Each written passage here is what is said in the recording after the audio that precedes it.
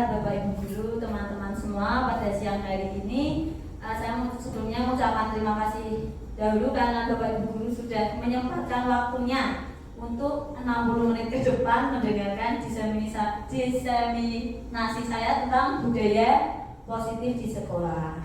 Nah, sebelum saya memulai diseminasi pada siang hari ini, akan lebih baiknya kita berdoa terlebih dahulu ya Bapak Ibu. Menurut agama dan kepercayaan kita masing-masing, berdoa dipersilakan. Doa selesai. Baiklah, langsung saja tanpa basa-basi saya mulai karena kita diberi waktu nih. Nanti setelah pulang, di sini kita ice breaking dulu, berdiri semua. Kita bernyanyi dulu. Sudah tahu lagunya ya? Masa belum tahu? Ya, kalau belum apa dulu. Udah bintang. Oh, ini coba Bu, guys, menggapai bintang Bu Tuti ya. Tangan ke atas menggapai mimpi, tangan ke samping merangkul teman, tangan ke depan fokus harapan, tangan didengarkan bertepuk tangan.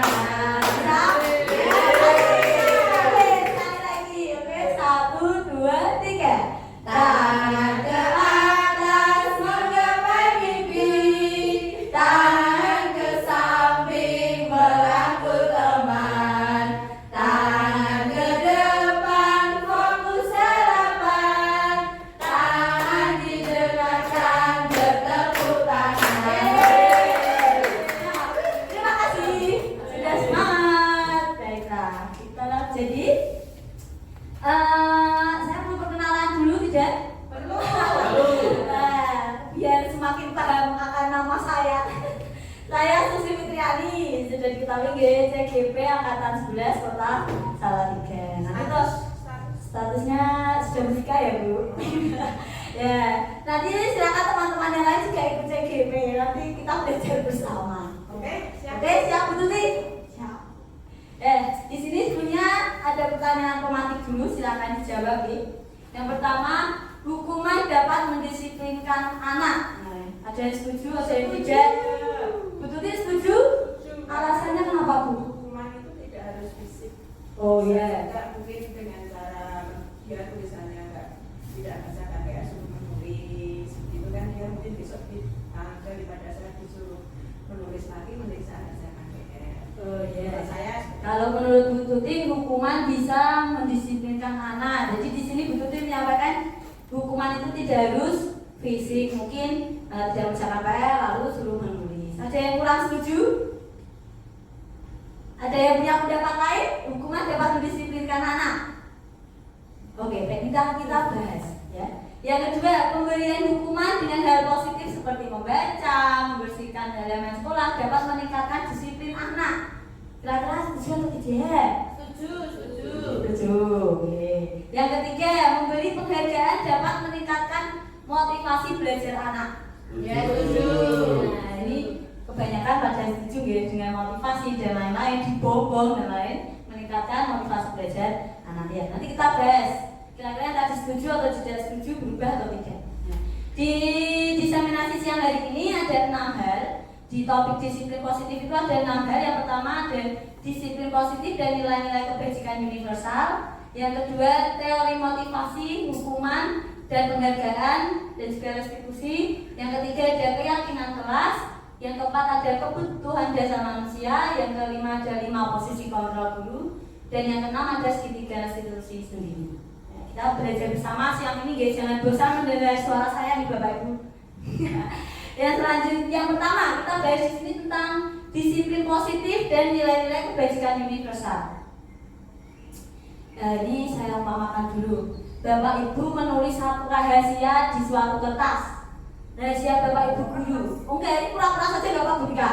Misal Bapak Ibu guru sudah menuliskan suatu rahasia besar di Bapak Ibu guru di suatu kertas.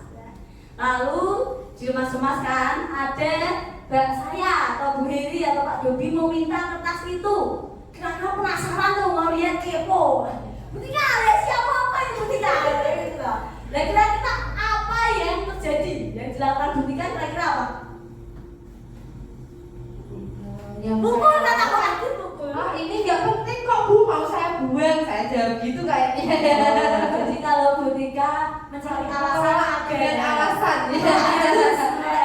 Harus. Oke, ya. Mas Ali. Nah, kalau saya memaksa ambil dibuka, Bu. Oh, Mas Ali yang berebut kepo. Kepo, ya saya ingin tahu. Paksa ya. Paksa. Oh, iya. Oke.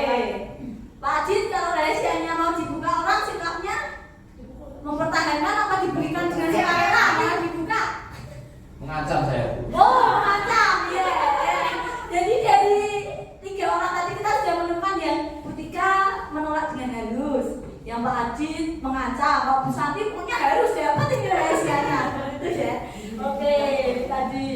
Jadi di sini tadi itulah tadi fungsi dari kontrol. Jadi itu tadi cara kita untuk mempertahankan sesuatu itu salah satu contoh kontrol dari diri kita seperti itu. Jadi di sini ada perubahan paradigma tentang lanjut Pak Adit, tentang posisi kontrol atau teori kontrol. Di sini ada 4. Ilusi guru mengontrol murid. Jadi terkadang itu guru berilusi kita itu sudah mengontrol murid dan murid itu sudah berhasil kita kontrol, ada seperti itu ya. Yang kedua ada ilusi bahwa kritik dan membuat orang merasa bersalah dapat menguatkan karakter seseorang. Yang ketiga, ilusi bahwa semua penguatan positif, efektif dan bermanfaat. Dan yang keempat ada ilusi bahwa orang dewasa memiliki hak untuk memaksa. Lanjut, ini penjelasannya mungkin kurang paham atau kurang jelas gitu. Jadi di sini yang pertama ilusi guru mengontrol murid itu pada dasarnya kita tidak dapat memaksa murid. Jadi kita sebenarnya di sekolah itu tidak bisa memaksa murid untuk berbuat sesuatu. Jikalau murid tersebut memilih tidak melakukannya. Jadi misal di kelas kita mau memaksa murid kita melakukan sesuatu, tapi jika dia tidak ingin melakukannya, yang pasti tidak akan dia lakukan dengan sungguh-sungguh. Walaupun tampaknya guru sedang mengontrol perilaku murid, hal demikian terjadi karena murid sedang mengizinkan dirinya dikontrol. Jadi murid tadi yang akhirnya melakukan itu sebenarnya murid itu sendiri sudah mengizinkan dirinya untuk Bapak Ibu guru kontrol. Nah, nanti akan suatu saat akan terjadilah anak itu sadar dan tidak akan mau dikontrol lagi seperti itu. Lalu yang kedua, ilusi bahwa kritik dan membuat orang merasa bersalah dapat menguatkan karakter. Jadi di sini menggunakan kritik, rasa bersalah untuk mengontrol murid menuju pada identitas gagal. Jadi kita daripada kita itu sebagai guru seperti tadi contohnya kita tuh kritik atau memberi kalimat-kalimat yang kadang malah bisa membuat identitas murid itu gagal seperti itu. Lalu mereka belajar untuk merasa buruk tentang diri mereka sendiri. Mereka mengembangkan dialog diri yang negatif. Kadang-kala sulit bagi guru untuk mengidentifikasi bahwa mereka sedang melakukan perilaku tersebut benar. Jadi kadang kita tidak sadar, kadang kemerucut kita mengkritik mereka dengan kata-kata yang mungkin sebenarnya itu jangan dilakukan, tapi manusiawi itu. Nanti kita akan segitiga restitusi ya. Lalu yang selanjutnya ada ilusi bahwa semua penguatan positif itu efektif dan bermanfaat. Jadi penguatan positif itu contohnya bujukan, rayuan, dibombong, dihalus-halus itu bermanfaat. Tapi sebenarnya itu juga nanti kelak ketika murid kita tahu bahwa itu hanya bujukan, rayuan semata, dia juga akan sadar kalau dia hanya sekedar dibujuk atau dirayu. Lanjut aja. Di sini, jadi dari kelima tadi ada perubahannya. Jadi di sini ini ada stimulus respon dan teori kontrolnya. Jadi yang pertama, ketika kita ingin mencoba mengubah orang agar berpandangan sama dengan kita, itu harusnya kita ubah lagi. Jadi kita berusaha memahami pandangan orang lain tentang dunia. Jadi apa yang kita anggap benar itu belum tentu di mata orang lain itu juga benar. Jadi kita harus bisa memposisikan diri kita di posisi A, B, C seperti itu. Lalu perilaku buruk dilihat sebagai suatu kesalahan. Teori kontrol atau pilihan yang bisa kita ambil di sini, semua perilaku memiliki tujuan. Jadi sebelum kita menjudge perilaku itu salah, sebenarnya kita harus mengetahui terlebih dahulu bahwa apa yang dilakukan anak atau apa yang dilakukan teman kita itu sebenarnya ada tujuan tertentu. Lalu yang ketiga, orang lain bisa mengontrol saya, bisa kita ubah menjadi hanya Anda yang bisa mengontrol diri Anda sendiri. Seperti tadi mau direbut, itu sebenarnya ketika tadi sudah mengontrol dirinya,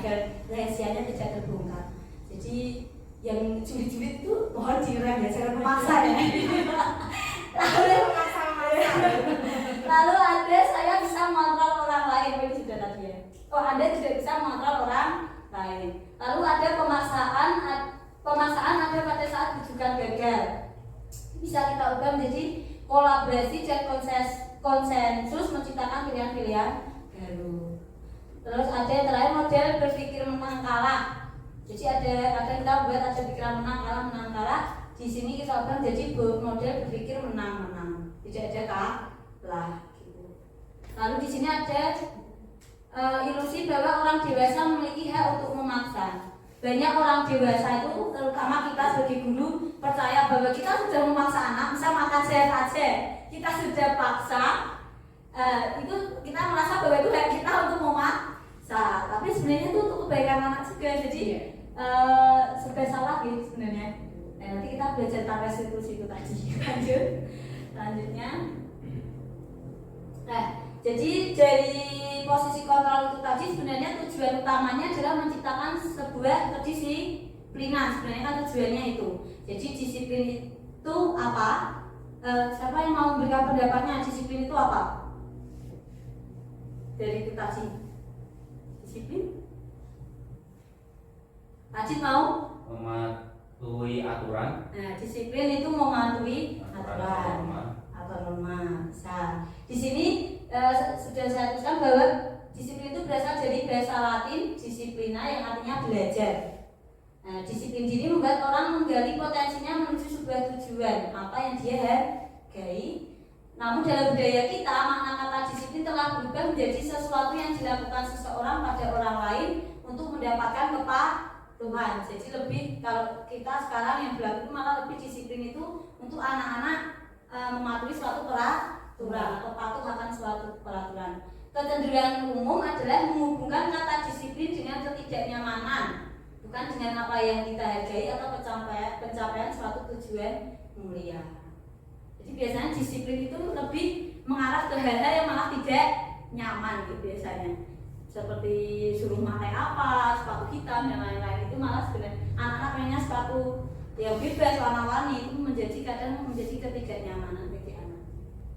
Nah, untuk nilai-nilai kebajikan universal, di sini nilai-nilai kebajikan itu apa? Dulu kita harus pahami bahwa nilai-nilai kebajikan itu sifat-sifat positif manusia yang merupakan tujuan mulia yang ingin dicapai suatu individu. Jadi di sini nilai-nilai kebajikan ada banyak. Jadi profil pelajar Pancasila itu merupakan salah satu beberapa dari nilai-nilai kebajikan. Itu bisa kita pecah lagi jadi banyak. Nanti ada tabelnya yang saya beri. Jadi ada beriman takwa mandiri, benar kritis, disiplin itu juga masuk di dalamnya. Luas banget nilai-nilai kebajikan. Saling menghormati itu juga bisa masuk di nilai kebajikan. Yes. Nah, sampai sini juga ada yang mau ditanyakan? Paham? Lumayan ya. Kita lanjut, di sini ada teori motivasi, hukuman, penghargaan dan restitusi. Nah, ini nanti kita masuk yang tadi. Sebenarnya hukuman itu boleh atau tidak sih? Bisa meningkatkan motivasi atau tidak sih? Nah, di sini teori motivasi perilaku manusia itu ada 3. Ada motivasi eksternal. Motivasi eksternal itu untuk menghindari ketidaknyamanan atau hukuman apa yang akan terjadi apabila saya tidak melakukannya. Jadi eksternal itu berasal dari luar gitu. Jadi biasanya anak-anak atau kita sendiri mematuhi sesuatu, misal kode etik atau apa-apa itu berasal dari motivasi eksternal, belum dari diri kita. Hanya penting gak cukup, penting absen sih gak cukup dan lain-lain seperti itu. Jadi belum ada motivasi internal. Lalu di sini ada untuk mendapatkan imbalan, itu juga termasuk eksternal. Misal aku ikut pelatihan gain untuk sertifikat, enggak pengetahuan yang kita ambil, tapi yang penting sertifikat, apalagi untuk PMM seperti itu. Jadi ini tidak bisa dibohongi lah hal-hal seperti itu. Lalu untuk yang motivasi internal di sini, ini sebagai tujuan disiplin positif sendiri.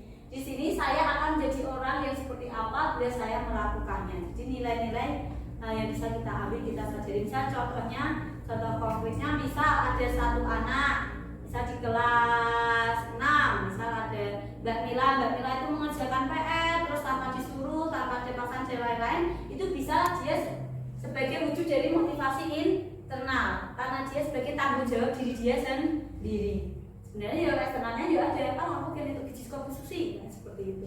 Berhubungan. Lanjut. Motivasi manakah yang saat ini paling banyak mendasari perilaku murid di sekolah? Motivasi mana kira-kira Bapak Ibu guru? Yang eksternal yang satu, eksternal dua, apa yang internal? Dari tadinya eksternal. Lah, kebanyakan anak-anak itu masih yang Eksternal 1. ya, apa yang akan terjadi apabila saya tidak melakukannya? Lebih banyak kayak ini, gitu. Sama yang ini mungkin. Apalagi kalau kelas biasanya memberikan bintang. Itu biasanya ini. Nah, yang ini yuk ada 1-2 anak yang sudah motivasi internalnya terbentuk juga sudah ada. Cuma masih banyak 1-2 gitu. Lanjut Pak Adi. Nah, di sini ada nilai-nilai dari Ki Hajar Dewantara tentang merdeka menurut Ki Hajar Dewantara itu tidak hanya terlepas dari perintah, akan tetapi juga cakap buat memerintah diri sendiri. Jadi tidak harus didorong terus dengan perintah-perintah dari gurunya, tapi anak itu harus sadar untuk, yaitu tadi motivasi internalnya untuk terbentuk. Jadi dia melakukan sesuatu itu atas dasar kesadaran diri sendiri. Tapi kebanyakan tetap anak SD tetap masih kita dorong di tetap eksternalnya. Nah, dihukum oleh penghargaan. Nah, ini tadi bintang-bintang tadi bisa masuk di sini. Dihukum oleh penghargaan. Penghargaan berlaku sama dengan hukuman. Nah, perlu kita garis bawahi. Sebenarnya penghargaan itu berlaku sama dalam kutip dengan hukuman. Dalam arti meminta atau membujuk seseorang melakukan sesuatu untuk memenuhi suatu tujuan tertentu dari orang yang meminta atau membujuk. Dorongan eksternal dan akan ada faktor ketergantungan. Beberapa dampaknya ini di sini. Ada pengaruh jangka panjang dan pendeknya yang pasti. Lalu ada penghargaan itu bisa menjadi menghukum. Penghargaan itu bisa mengurangi ketepatan. Jadi maksudnya di sini, misal anak-anak sering kita beri penghargaan, bintang atau uang dan lain-lain gitu ya. Jadi anak-anak itu malah lebih hanya sekedar mengerjakan tugas itu toh. Dia pasti tidak maksimal dalam mengerjakannya. Karena pikirannya aku penting garap, aku terus untuk hadiah. Seperti itu. Jadi itu kelemahannya sebenarnya. Makanya bisa disebut penghargaan itu juga sebagai hukuman, malah bisa menjadi hukuman untuk anak. Yang keempat, penghargaan itu tidak efektif, kurang efektif ya. Penghargaan merusak hubungan. Mengapa bisa merusak hubungan? Siapa yang bisa menjelaskan? Penghargaan merusak hubungan. Karena ada anak yang mungkin senang menerima, tapi juga ada anak yang iri. Betul. Maksudnya di sini itu Bapak Ibu. Jadi di suatu kelas itu kan pasti anaknya banyak ya. Anaknya banyak. Jadi misal yang di kelas Butika terus yang dapat penghargaan. Pasti ada 1-2 anak yang mesti Tika terus yang entuk. Dia itu timbul rasa iri dengki di situ. Andane kapan? Andane kapan? Kadang kemuncak ngoten nggih. Jadi itulah yang namanya penghargaan merusak hukuman. Lalu ada lagi penghargaan menurunkan kualitas, itu yang misalnya saya contohkan tadi dengan sering diberi uang, sering diberi hadiah dan lain-lain itu, nanti anak-anak malah kualitas dalam pengerjaan tugasnya itu kurang maksimal. Ada lagi penghargaan mematikan kreativitas, itu juga hubungannya dengan tadi. Penghargaan mengurangi motivasi intrinsik, karena dengan penghargaan tadi kan hubungannya pasti dengan motivasi ekstrinsik. Ya, dengan penghargaan tadi mendapatkan sesuatu yang dia setelah melakukan sesuatu akan mendapatkan sesuatu. Lanjut tadi. Nah, di sini ada bentuk program kebajikan atau apresiasi. Dalam memberikan apresiasi atau pengakuan perlu diingat beberapa hal. Beri pengakuan secara khusus, beri pengakuan secara pribadi, beri pengakuan pada semua murid secara bergantian, beri pengakuan secara konsisten, dan fokus pada proses. Mungkin di sini yang pengakuan secara pribadi, mungkin kita jangan selalu sering memuji anak itu di depan teman-temannya, karena itu juga bisa mematikan mental anak-anak yang lain. Jadi mungkin bisa dengan pribadi atau dengan pengakuan yang semua murid secara bergantian seperti itu. Tapi kadang memang tidak bisa ya, kalau anaknya hanya itu aja yang bisa tuh kadang salah spontan, memang susah Bapak Ibu disiplin positif itu. Lalu contoh pengakuan apresiasi atau apresiasi kebajikan. Saya di sini kemarin saya perhatikan nilai kebajikannya, rasa empatimu besar sekali. Situasinya pada saat menolong murid baru di kelas. Ini hanya contoh saja. Nah, hukuman dan konsekuensi tadi sudah kita penghargaan. Lalu ada hukuman dan konsekuensi. Hukuman itu bersifat tidak terencana atau tiba-tiba biasanya. Misal Bapak Guru tahu muridnya tidak mengerjakan PR, pasti kan Bapak Guru juga langsung spontan, oh tulis P100 atau apapun itu. Jadi biasanya hukuman itu bersifatnya tidak terencana. Kecuali kalau nanti kita masuk ke keyakinan kelas nih, nah itu nanti beda lagi. Hukuman bersifat satu arah, biasanya itu yang diuntungkan hanya gurunya, bahkan murid itu cenderung lebih rugi ya, mendapatkan kerugian dari hukuman tersebut. Murid hanya menerima suatu hukuman tanpa melalui suatu kesepakatan, karena itu tadi, karena tiba-tiba kan biasanya diambil oleh guru itu sendiri. Nah, lalu untuk konsekuensi beda dengan hukuman. Konsekuensi sudah terencana atau sudah disepakati, sudah dibahas dan disetujui oleh murid dan guru. Umumnya bentuk konsekuensi dibuat oleh pihak guru atau sekolah. Murid mengetahui sebelum konsekuensi itu akan diterima bila terjadi pelanggaran. Jadi kalau pelanggaran, intinya pelanggaran itu biasanya dibuat langsung oleh guru, sedangkan kalau konsekuensi sudah melalui diskusi dengan murid seperti itu atau dengan rekan sejawat dan lain-lain. Nah ini coba kita nomor 1, mencatat 100 kali di dalam buku dengan kalimat saya tidak akan terlambat lagi karena terlambat ke sekolah. Itu merupakan hukuman atau konsekuensi menurut Bapak Guru? Hukuman, betul. Tapi kalau sudah disepakati itu beda. Nomor 2, lari mengelilingi lapangan basket. Hukuman ya. Murid diminta push up, itu juga lebih condong ke hukuman ya. Mengganti kertas tugas teman yang telah dicoret-coret, itu konsekuensi. Membersihkan tumpahan air di meja, konsekuensi. Murid disuruh untuk mengenakan sepatu seharian di sekolah karena untuk tidak mengenakan sepatu, maksudnya untuk tidak mengenakan sepatu seharian karena tidak memakai sepatu hitam. Itu apa ya? Hukuman. Kalau hukuman biasanya lebih ke fisik gitu. 7, lari mengelilingi lapangan itu juga hukuman. Jadi hukuman di situ biasanya lebih ke fisik. Menulis, lari dan lain-lain itu termasuk hukuman yang fisik. Kalau konsekuensi itu lebih ke bentuk suatu tanggung jawab dari apa yang sudah anak lakukan. Nah ini dia tadi hasilnya tadi. Nah, perbedaannya tadi sudah sedikit disinggung. Kalau hukuman itu sesuatu yang menyakitkan, biasanya menyakitkan.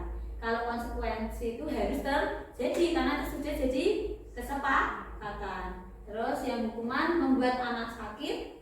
Lalu yang konsekuensi itu membuat anak merasa tidak nyaman, tapi hanya dalam jangka waktu dan mungkin waktu suruh membersihkan meja rumahnya itu saja, tapi setelah itu dia kan lupa atau hilang.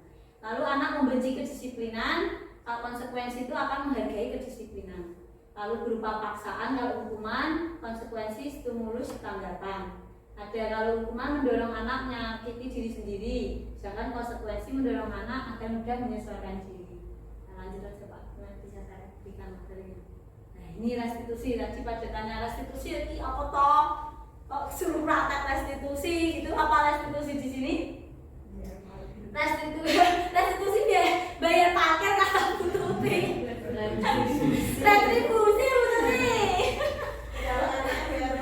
Di sini restitusi itu proses menciptakan kondisi bagi murid kita untuk memperbaiki kesalahan mereka. Jadi proses yang dilakukan guru untuk agar murid kita itu bisa memperbaiki kesalahannya atau kembali ke sikap disiplin positif tadi, sehingga karakternya mereka juga terbentuk. Lanjut Pak. Nah ini ada 9 ciri restitusi. Restitusi itu yang pertama bukan untuk menebus kesalahan, namun untuk belajar dari kesalahan. Lalu yang kedua memperbaiki hubungan. Yang ketiga ada tawaran bukan paksaan. Restitusi menuntut untuk melihat ke dalam diri. Lalu yang kelima, restitusi mencari kebutuhan dasar yang mendasari tindakan. Yang keenam, restitusi diri adalah cara yang paling baik. Restitusi fokus pada karakter bukan tindakan. Jadi restitusi nanti tujuannya tetap membentuk karakter anak. Yang kedelapan, restitusi bukan fokus pada solusi. Dan yang terakhir, restitusi mengembalikan murid yang berbuat salah kepada kelompoknya. Ada lanjutnya dari keyakinan kelas. Jadi nanti di dalam restitusi itu ada hubungannya dengan keyakinan kelas. Keyakinan kelas itu apa Bapak Ibu? Pasti Bapak Ibu sudah menerapkan di kelas secara tidak langsung. Dia tahu keyakinan kelas? keyakinan itu sama atau tidak dengan peraturan? Beda. Ya. Jadi beda. Keyakinan itu mungkin disepakati sama Betul, disepakati disepakati oleh teman-teman siswa-siswa di kelas itu. Jadi kalau peraturan lebih biasanya gurunya yang buat sendiri seperti yang sebelumnya tadi. Lanjut Pak Ci. Nah, mengapa sih tidak disebut peraturan saja? Mengapa harus kita sebut sebagai keyakinan kelas? Nah, ini mengapa kita memiliki peraturan harus menggunakan helm bila mengendarai kendaraan roda 2? Mengapa kita memiliki peraturan 3M menggunakan masker, mencuci tangan dan jaga jarak itu apalagi saat COVID kemarin? Mengapa kita memiliki peraturan harus datang tepat waktu pada saat mengikuti pelatihan? Nah, jadi tujuannya apa? Biasanya kalau keyakinan itu kalimatnya juga lebih kalimat positif. Kalau peraturan itu biasanya kan tidak boleh membuang sampah sembarangan. Tapi kalau keyakinan itu buanglah sampah itu masih kasar biasanya. Membuang sampah di tempat sampah biasanya gitu kesepakatan itu. Keyakinan kelas. Jadi untuk mendukung motivasi intrinsik anak atau nilai-nilai keyakinan yang ada pada diri anak. Nah, jadi dari keyakinan kelas tadi, dari peraturan kelas, biasanya kan anak-anak kita suruh buat peraturan kelas disepakati. Dan misal tidak boleh terlambat Bu, dan nanti kita ubah jadi keyakinan kelas. Jadi masuk sekolah tepat waktu. Jadi biasanya di keyakinan kelas ini kalimatnya lebih ke arah positif. Lalu dari keyakinan kelas ini nanti jadilah lingkungan yang positif. Jadi lingkungannya lebih nyaman. Karena sudah ada peraturan atau keyakinan yang disepakati. Jadi kan di situ nanti di dalamnya ada konsekuensi, ya kan, konsekuensi yang disepakati. Misal anak-anak main seperti kelas 6 kemarin, jika mengejek denda 2.000, itu kan salah satu konsekuensi yang disepakati. Sebenarnya kalau uang sebenarnya kurang baik, tapi ya bagaimana anak-anak sepakatnya seperti itu. Lalu dari lingkungan positif terjadilah budaya positif di sekolah. Hubungannya seperti itu. Dan kemarin saya sudah menerapkan pembuatan keyakinan kelas di kelas. Saya suruh menempel hal-hal apa yang anak-anak inginkan biar kelas itu nyaman. Jadi anak-anak tulis di sticky note, lalu ditempel di kelas, lalu kita sepakati. Yang untuk nilai-nilai yang sudah sama ya kita jadikan satu saja. Nah, di sini misal, nah kita hubungkan dengan nilai-nilai kebajikan tadi Bapak Ibu. Misal di sini peraturannya, kembalikan buku di tempatnya. Itu nilai-nilai kebajikannya apa? Nilai-nilai kebajikan itu nilai-nilai positif. Tadi misal disiplin, mandiri, kesehatan, keselamatan. Kalau helm, misal tadi memakai helm itu berarti keselamatan gitu. Memakai masker berarti kesehatan. Itu salah satu nilai-nilai kebajikan. Jadi misal kalau memberikan buku berarti bisa disiplin, tanggung jawab bisa, dilarang mengganggu orang lain, menghargai, menyayangi bisa. Mungkin Pak Ci. Jam berapa Ci? Ya, 30 menit kurang. biasa nanti saya ya. Nanti kita follow ya. Siap Bos, terima kasih. Di sini jadi ini bisa memberikan buku tanggung jawab betul ya tadi. Lalu ada dilarang mengganggu orang lain, betul kayak menghormati orang lain betul.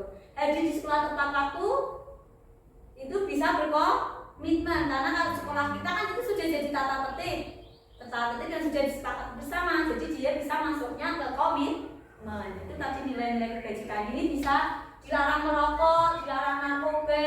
Di tempat kita kan sudah ditempel itu masuknya kesehatan.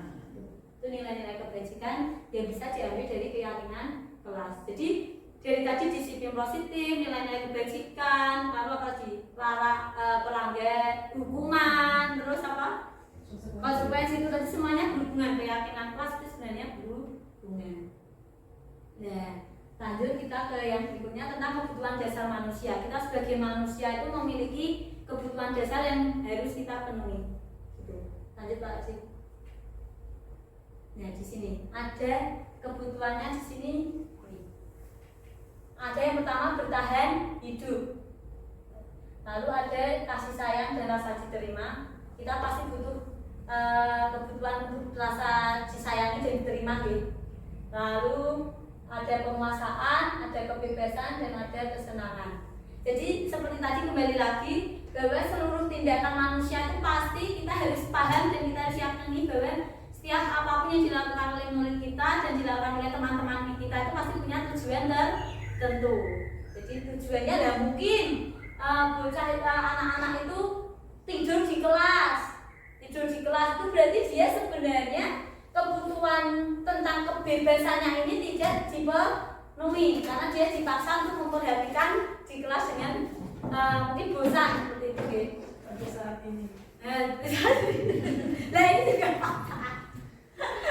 Nah, jadi seperti itu. Jadi Ya jujur itu mungkin lagi di kelas itu kalau kelas 1 tuh ada yang nangis terus mungkin dia kebutuhan kasih sayangnya yang belum terpenuhi. Ya bagus.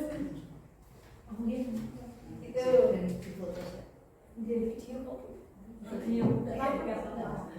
Jadi mungkin ada lagi yang di kelas ribut sendiri atau pelajaran itu maunya cuma keliling-keliling, itu bisa lagi kebebasan atau kesenangannya gitu. Jadi kita harus perhatikan. Dan saat di sini kebutuhan bertahan hidup itu kebutuhan bertahan hidup itu kebutuhan yang bersifat fisiologis untuk bertahan hidup, misalnya kesehatan, rumah dan makanan itu bertahan hidup. Serta mau lapar ya kan? Itu lanjut. Ada kasih sayang tadi, kebutuhan untuk disayangi dan diterima. Misal saya itu juga di sekolah ini juga butuh kalian sayangi dan kalian cintai teman-teman. Yeah. Jadi di situ saya juga butuh rasa diterima. Seperti siang ini saya minta tolong mendengarkan saya itu juga wujud saya butuh kasih sayang dan diterima di sekolah ini seperti itu. Itu kan dicintai suami saya saja ya Bu. Ada lagi kebutuhan untuk pengakuan atas kemampuan. Dan misal di sini Bu Tika itu rajinnya minta ampun ya Bapak Ibu. Amin. Wah semua dikerjakan. Dan itu Bu Tika itu ya butuh pengakuan atas kemampuannya seperti itu. Ya tolong diakui ya. Ya sudah diakui Bu Musrifah. Terima kasih Mbak Tika. Jadi apa akibatnya ketika yang butuh pengakuan jadi aku ya dia akan meretres seperti itu mungkin deh. Nah ini penguasaan atau kebutuhan pengakuan. Biar saya tidak meretres, Mbak. Lanjut ada tentang kebebasan atau kebutuhan akan pilihan. Misal ini contoh aja disuruh pelatihan, berangkat pelatihan. Kadang kan kita itu bukan kebebasan atau kita dipaksa gitu. Aku mau pelatihan bahasa Jawa kayak aslinya iki omong gitu kan. Beban selat tugas dan kembali tadi ke yang awal itu sebenarnya kita hanya motivasi ekstrinsik bukan intrinsik seperti itu. Jadi ini kebutuhan kebebasan kita ada terbelenggu. Ada tidak mau jadi mau gitu. Lanjut kesenangan. Misal kalau di kelas ada contohnya anak-anak senangnya itu kegiatannya menyanyi, tapi kok disuruh nulis saja itu pasti kesenangannya juga terbelenggu atau tidak dipenuhi. Jadi akhirnya kita di ngelopro, males, ngantuk, tiduran terus di kelas dan lain-lain seperti itu akibatnya. Jadi sebagai guru itu tadi kita harus bisa memberikan 5 kebutuhan itu tadi kepada anak-anak. Kebutuhan makanan sudah kita berikan, makan sehat tiap siang ya. Lalu ada kebutuhan kesenangan dan lain-lain itu nanti kita sesuaikan sendiri di kelas. Dan misalnya ada suatu kasus. Ibu Ani guru kelas 5 ya, berarti nggak kelas 5? Sedang saya lagi ya. Sedang bingung menghadapi ulas salah satu murid di kelasnya namanya Agus. Beberapa anak telah datang dan mengeluhkan Agus yang seringkali meminta bekal makan siang temannya. Jika Anda menghadapi situasi seperti Bu Ani, apa yang akan Anda lakukan? Jika ada kasus seperti itu, terus mengapa alasannya kira-kira apa Agus melakukan itu? Misal Bu Santi, misal muridnya ada yang minta ibu bekal temennya, terus kan terus sebut aja ya, minta jajan. Ada. Sikap Bapak Ibu seperti apa? Dipanggil dulu kayak apa, dicari faktornya dulu kayak. Biasanya kan seperti itu ya. Iya, dicari faktornya misal apa di rumah ki ya wong tuane rame juga ya yang ngebut tempene. Nah iya. Yang mana ada kasus kelas juga ngebut tempene temannya. Ya itu kan pasti kita apa di rumah kita tak mak tempe. Seperti itu. Nah di sini kita bisa tahu jika kita sudah mencari tahu dari anaknya alasannya seperti apa. Jika apabila jawaban Agus itu karena ia lapar, dia jawabnya lah aku lapar kok bu, tempeku kurang kok bu, orang tua tidak memberikan bekal dan lain-lain, itu berarti kebutuhan yang dia inginkan apa? Bertahan hidup, seperti itu. Kebutuhan yang dia butuhkan saat itu adalah bertahan hidup. Lalu untuk kalau jawaban Agusnya, kalau aku seneng kok bu, nah jalan itu kancak-kancakku, itu berarti dia butuh perhatian. Nah, jadi bapak ibu guru sing sukanya ganggu temennya itu berarti butuh perhatian. Itu ya, berarti saya itu ya yang butuh perhatian. Lalu yang ketiga, kalau jawaban Agus dia merasa hebat, aku tuh bukan ketok sama, itu berarti dia kebutuhan yang diinginkan adalah pengakuan atas kemampuannya atau penguasaan. Lalu ada jawaban Agus jika merasa bosan, berarti dia butuh kebebasan. Ada lagi jika Agusnya jawab dia hanya iseng, berarti dia kesenangan, seperti itu. Jadi kita harus tahu dulu alasan anak melakukan sesuatu. Ini Bu. Nah ini 5 posisi kontrol. Jika kita sudah mengetahui sudah apa tadi ada masalah lalu mengetahui penyebabnya, itu kita bisa cari, nanti kita lakukan restitusi dengan kita perhatikan dulu 5 posisi kontrol dulu. Nah, di sini ada video sih, tapi langsung saja karena kita sudah punya contoh Ani tadi. Bu, siapa tadi Bu Ani sama Agus. Nah, di sini posisi kontrol itu ada 5 Bapak Ibu guru. Ada penghukum, pembuat rasa bersalah, sebagai teman, sebagai pemantau, dan sebagai manajer. Jadi sebelum kita bahas dulu yang banyak ini, yang paling baik menurut Bapak Ibu guru posisi mana kita sebagai guru?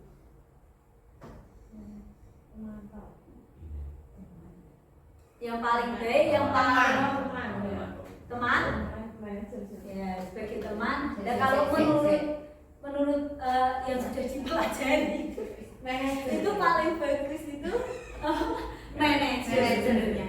Cuma tidak ada yang salah atau tidak ada yang betul atau tidak ada yang paling apa ya, yang tidak paling baik lah, paling efektif atau paling itu manajer dia paling itu efektif lah ya. Tapi sebenarnya ada suatu kita akan menghadapi suatu kasus atau suatu cerita anak-anak yang kita akan di posisi ini juga bisa, posisi ini juga bisa. Dan kalau anaknya sudah minta ampun, maksudnya kita mau manajer terus, kan ya tidak mungkin. Kita pasti akan sampai ke posisi sebagai penghukum. Kalau menurut saya tidak apa-apa, karena kita harus kembali lagi tadi, kita tahu dulu alasannya dan kita tahu dulu tujuannya. Kalau memang tidak bisa kita sebagai manajer, sebagai teman, ya penghukum mungkin tidak apa-apa.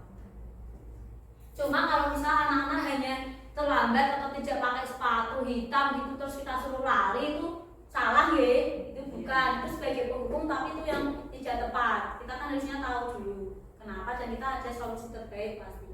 Di sini misal kalau yang penghukum itu biasanya bu gurunya itu berbuatnya menghardik atau menyakiti seperti tadi ya sebelumnya. Hukuman itu pasti sifatnya lebih menyakitkan buat anak-anak. Kalau konsekuensi beda lagi. Terus kalau pembuat rasa bersalah itu gurunya itu biasanya gini kalimatnya. Kamu kan seharusnya kamu sudah tahu, ibu lelah sekali mengatakannya, ibu sudah. Jadi dia anak itu akan merasa bersalah gitu loh. Ya Allah, bu guruku sampai kesel ngandani aku, ibu guruku sampai gini, itu merasa bersalah gitu. Jadi bapak ibu guru itu memberikan kalimat-kalimat yang bisa membuat anak itu merasa iba, merasa bersalah karena telah melakukan suatu. Tapi itu bersalahnya hanya pada bu guru itu loh, perasaannya hanya itu. Jadi dia tidak sadar sepenuhnya sebenarnya kalau dia melakukan kesalahan, tapi dia telah membuat bapak ibu gurunya mungkin merasa lelah dan lain-lain, itu merasa bersalah. Lalu sebagai teman mungkin sering kita lakukan, kita apalagi kelas tinggi ya, kelas tinggi itu biasanya pembawaannya lebih santai, dideketi, diajak ngobrol, diajak gojekan, itu lebih ke teman. Kalau pemantau itu lebih kita menekankan ke peraturannya teman apa dan kita awasi terus itu sebagai pemantau. Dan kalau manajer ini yang lebih baik katanya itu kita nanti cari dulu alasannya, kita banyak banget langkahnya seperti itu ya. Nanti kita pakai segitiga restitusi ya. Biasanya kalau yang manajer itu kita nanti pakainya segitiga restitusi. Ada segitiga, ada 3 langkah yang harus kita lakukan aja. Nah ini saya kecewa sekali dengan, nah misal ini saya kecewa sekali dengan kamu, berarti itu posisi gurunya itu sebagai pembuat orang merasa bersalah. Kalau kamu tidak pernah benar melakukannya, ini penghukum, dia kan kasar gitu gurunya. Ayolah lakukan demi ibu, guru, itu dia sebagai teman, ngajak. Dan kalau sebagai posisi teman itu ngajak. Lalu ada, apakah kamu mau mendapat stiker bintang? Itu dia pemantau, bisa sebagai pemantau. Kali ini bagaimana kamu menyelesaikan masalah ini, itu manajer. Jadi giring anak untuk mencari solusinya sendiri. Kamu selalu yang paling akhir, itu pasti hukuman. Penghukum sebagai penghukum. Nah ini segitiga restitusi. Segitiga restitusi itu ada intinya langkah-langkah yang bisa dilakukan dulu ketika menemui sebuah kasus seperti itu. Jadi di sini ada 3 langkah, namanya segitiga restitusi, ya pasti 3 gitu. Namanya segitiga. Kalau 4 nanti persegi. Yang pertama ada menstabilkan identitas. Di sini itu ada menstabilkan identitas, ada validasi tindakan yang salah, dan ada menanyakan keyakinan. Jadi misal di sini Pak Ajit melakukan kesalahan, Pak Ajit itu tidur di kelas. Saya langsung kasih contoh saja. Pak Ajit tidur di kelas waktu pelajaran saya matematika. Nah, langkah yang benar kalau menggunakan segitiga restitusi itu, Pak Ajit jangan dimarahi seperti Kak itu.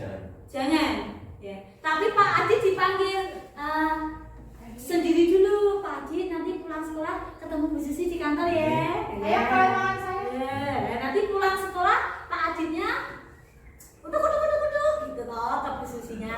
Bu Susi, oh iya, itu kita mulai menerapkan segitiga restitusi. Di situ duduk berdua, ditanyain. Misal kalau dia langkah pertama menstabilkan identitas itu biasanya tanya dulu, tadi Dek Adit itu ya tidur di kelas waktu pas matematika ya, seperti itu. Nah sekarang anak jawab iya Bu. Nah nanti kita cari tanya lagi. Iya, kita gonggong dulu, intinya kita gonggong. Oh iya, nggak apa-apa, Mas Aji, Cik Aji, nggak apa-apa. Kalau orang ngantuk itu pasti tidur. Nah, Bu Susi juga pernah.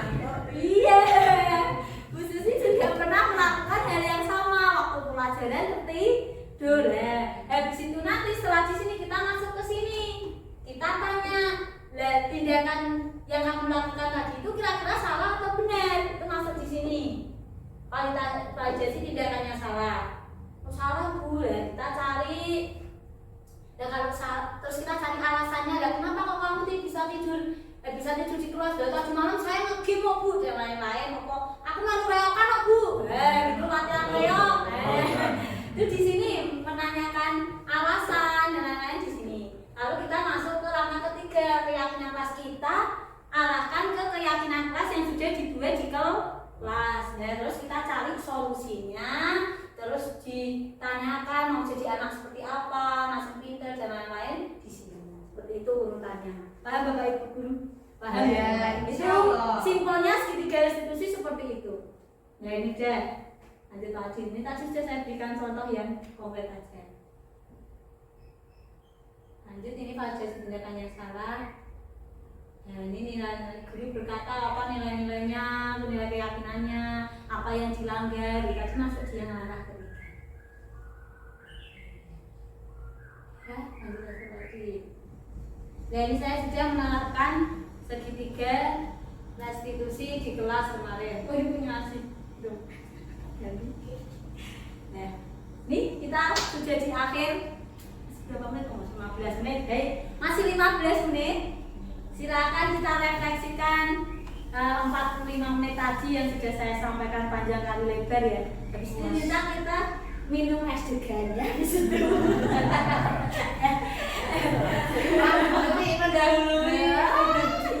Ya, kita refleksikan dulu. Yang pertama, saya tanya dulu aja, ada yang masih belum paham tanya tidak apa-apa. Kalau bisa saya jawab, kalau tidak bisa nanti dibantu Bu Santi. Kalau tidak bisa lagi nanti saya tanyakan ke PP atau Fasil gitu ya. Ada yang mau ditanyakan mungkin tadi kontrol itu aku tak Bu, kontrol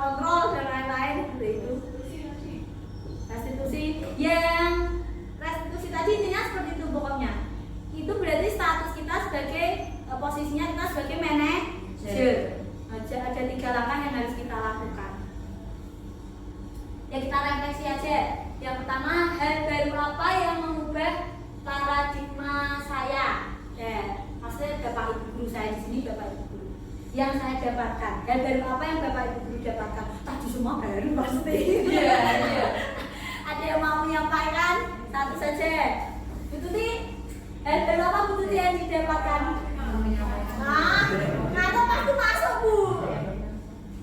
Apa? Bu Umi yang didapatkan apa Bu Umi hari ini? Baru. Apa ya Bu, terkait dengan saya sebagai guru mapel. Iya. Tadi kan materinya sangat menarik sekali.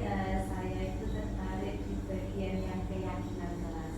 Apakah dalam pembuatan keyakinan kelas tersebut itu hanya apa ya, antara wali kelas dengan siswa-siswa saja? Apakah guru mapel juga bisa masuk Oh, ke iya. dalamnya? Atau membuat keyakinan sendiri saat pelajaran di mapel tersebut? Oh iya, bisa.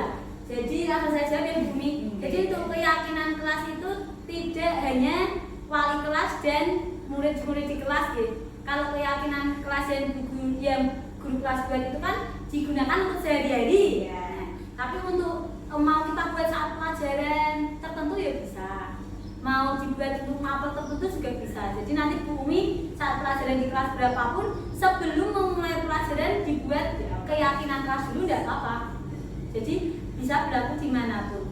Apalagi kan berkenaan dengan PMM kita nanti juga ambil disiplin positif. Disiplin positif itu nanti kaitannya Bapak Ibu guru nanti di pembelajarannya harus ada membuat keyakinan kelas dulu di awal sebelum mengajar. Jadi seperti itu. Jadi bisa diterapkan untuk semuanya. Dia harus guru kelas dulu. Pasti juga boleh di perpus, boleh dibuat keyakinannya dulu sebelum masuk perpus. Yang Bisa. buku tadi loh. Buku tadi. Pas tadi. Jangan berantakin buku gitu. Lalu yang kedua, ya sama-sama. Yang kedua, perasaan apa yang muncul selama mengikuti diseminasi ini? Jangan ngantuk Bu. Bahagia. Saya merasa tertarik karena tadi ada hal baru menurut saya. Jadi yang selama ini saya lakukan ternyata Ada yang jalan tepat. ilmu disiplin positif bahwa pemberian reward itu kalau tidak tepat juga menjadi sebuah hukuman. Ternyata jadi kita juga harus lebih bijak dalam memberikan reward, jangan sampai tadi membuat iri sehingga menjadikan anak lain yang tidak pernah itu timbul rasa iri atau rasa apa ya, mungkin kepengen jadi bisa merusak hubungan. Jadi sebagai guru ternyata kita harus betul-betul meneliti dulu, menelaah dulu gitu. Ya, betul. Menarik sih menurut saya itu sih. Jadi, iya betul sekali gitu. Jadi makanya tadi reward apa-apa itu, apalagi reward berupa uang itu sebenarnya saya kurang setuju menurut saya sendiri. Saya lagi jarang sih Iya. memberikan Kalau biasanya kan kita pakai bintang gitu ya. Iya, Tapi kalau bintang. misal jajan atau apa itu tidak masalah. Jadi hal-hal seperti itu yang mungkin kita anggap selama ini bagus lah, bisa meningkatkan motivasi anak, tapi sebenarnya juga bisa menurunkan motivasi anak yang lain, bahkan kreativitas anak yang lain. Jadi ya saya sama Budika, saya waktu belajar modul ini saya tuh juga yang tertarik ya tentang itu. Gak ngasih libur dan apa-apa itu kok malah ternyata bikin anak yang kreatif jadi tidak kreatif seperti itu. Yang anak harusnya begini mas jadi mundur mentalnya dan lain-lain. Ada lagi yang mau menyampaikan? Ya, saya tuh ya, yang nomor satu ya baru apa yang kata cuma saya itu gini, dulu kita memang benar sebagai pembuku, kebanyakan seorang guru itu memang sebagai pembuku. Setelah saya mendengar presentasi panjenengan ini, ada perubahan yang memang mindset kita itu harus berubah semuanya dalam hal kedisiplinan anak, utamanya di budaya positif anak. Kita harus tahu dulu bagaimana latar belakangnya, faktor apa yang Mendasari mendasari si anak anak itu melakukan itu betul. Dan memang untuk saat ini, kalau dulu mungkin zaman kita dipukul gitu udah Ya, apa ya? apa gitu. Nah, Sekarang memang harus dengan pendekatan-pendekatan seperti segitiga disebut itu betul sekali. Dan semoga kita bisa terapkan semuanya gitu baik di sekolah kita, jadi tidak ada yang diketak-ketak. itu mentah loh Bu. Paling mantap itu Bu. Mentah dulu. Itu kalau sudah ketahuan nek kepalanya bocor lagi. Ya seperti itu. Jadi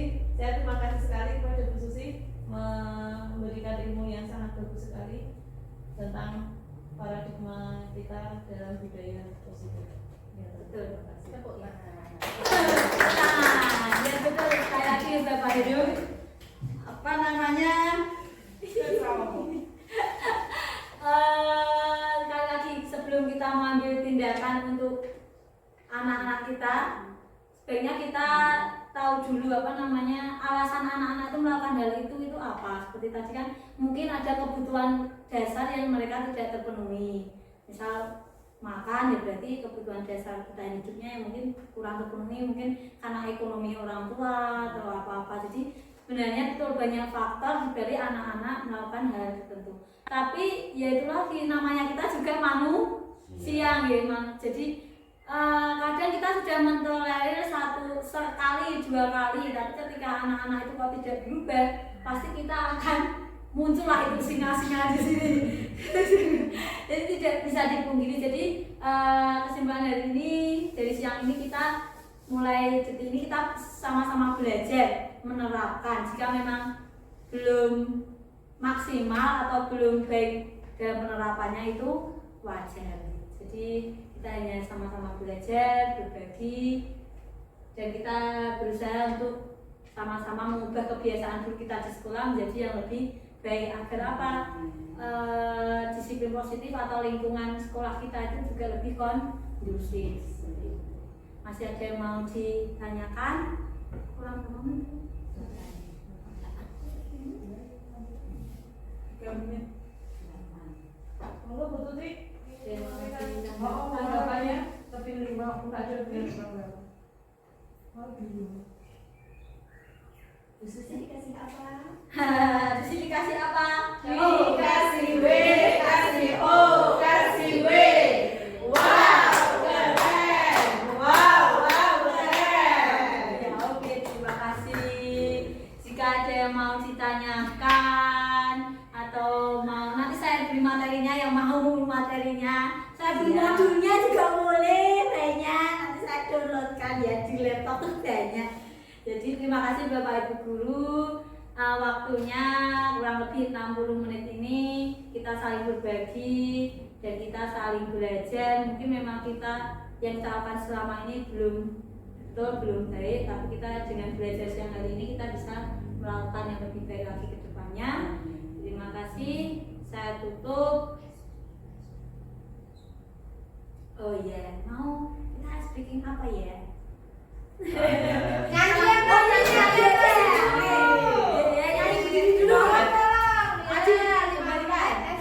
dulu. Ya kita nyanyi dulu sebelum saya tutup ya. Nyanyi lagi biar semangat karena kita masih panjang hari ini. Kita masih panjang ya. Oke, berdiri. Ayo berdiri.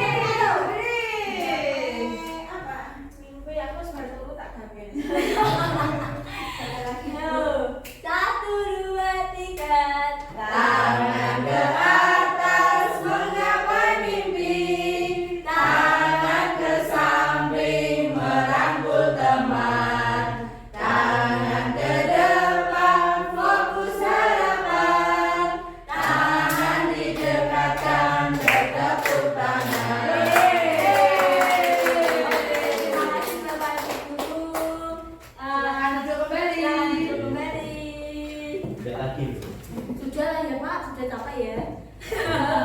Baiklah, karena sudah banyak panjang lebar luas ya Bu Tuti yang saya sampaikan. Semoga yang saya sampaikan siang hari ini bermanfaat.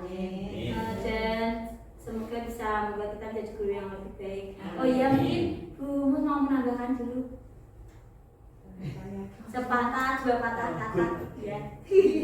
Terima kasih teman-teman. Saya tutup. Wassalamualaikum warahmatullahi wabarakatuh. Waalaikumsalam warahmatullahi wabarakatuh. Terima kasih Bu Susi yang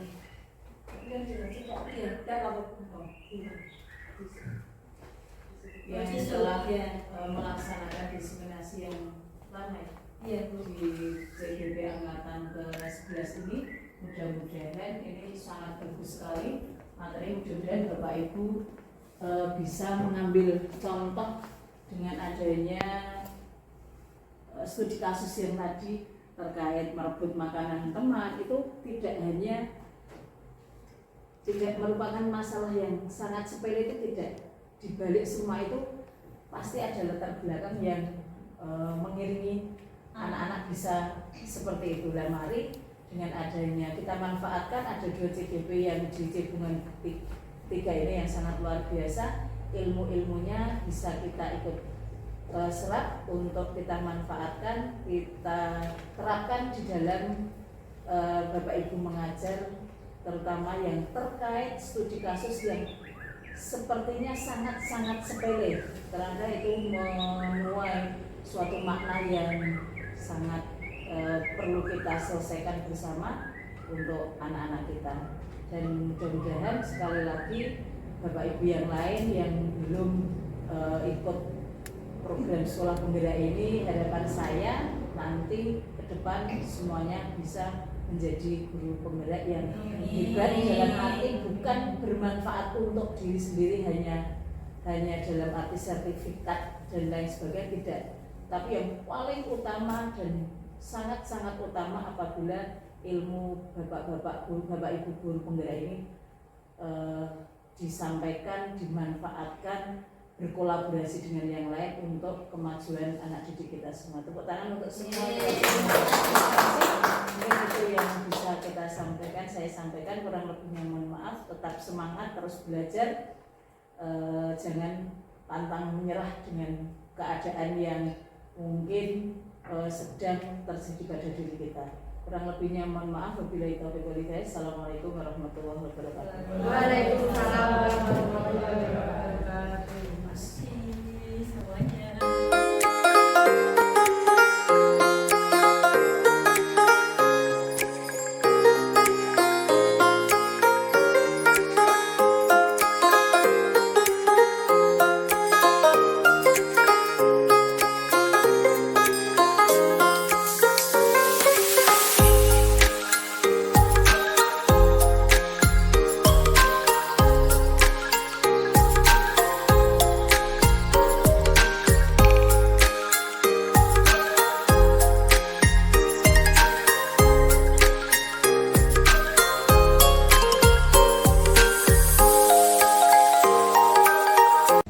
Assalamualaikum Bu.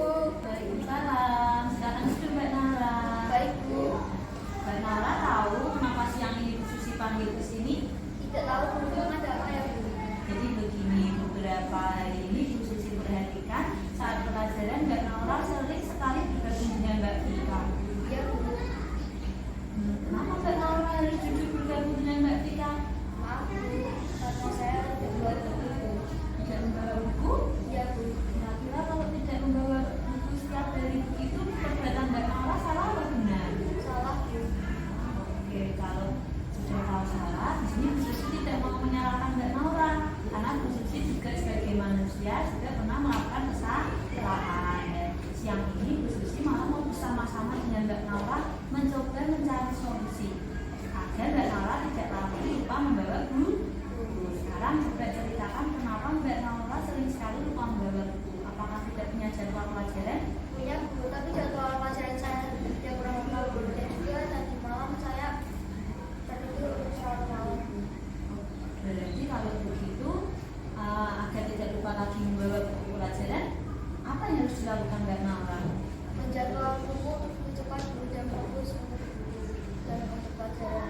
Oke, kalau gitu kita hubungkan dengan kemarin kan kita sudah berkeyakinan keras dengan teman-teman. Kira-kira perbuatan Mbak Nora itu adakah keyakinan keras yang dilanggar? Ada Bu. Keyakinan keras apa coba? Disiplin dan mematuhi peraturan. Jadi Mbak Nora harus lebih meningkatkan kedisiplinannya lagi ya. Ya Bu, maaf ya Bu. Oke, selanjutnya di sini Bu Susi mau bertanya apakah Mbak Nora mau memperbaikinya, tidak lupa lagi membawa buku. Tahu Nah, kalau begitu bagaimana cara memperbaikinya kira-kira? menjadwal cepat Bu.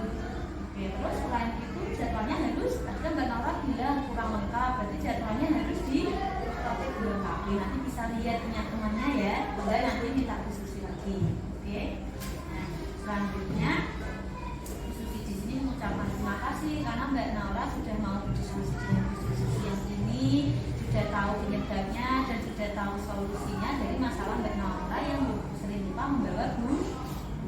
Kira-kira mulai kapan Mbak Naura mau memperbaikinya? Mulai hari ini. Jadi mulai nanti malam Mbak Naura menata bukunya harus lebih lengkap, ya. Lalu di rumah siapa yang bisa mendampingi Mbak Naura?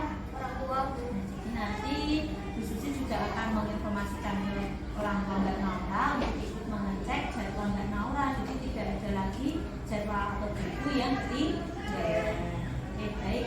Karena Mbak Naura sudah menyampaikan kepada Bu Susi masalahnya dan kita sudah mencari solusinya bersama-sama. Dan Mbak Naura juga yang pasti intinya mau memperbaiki kesalahannya. Karena Mbak Naura sudah jadi mau memperbaiki kesalahan dan tidak mengulangi lagi. Sekarang Mbak Naura boleh pulang, besok tidak diulang lagi ya. Ya Bu, terima kasih ya Bu. Assalamualaikum, saya Naura. Perkenalkan, saya dari kelas 6 dan hari ini saya senang sekali karena saya bisa bersama-sama mencari solusi untuk tidak lupa lagi membawa buku.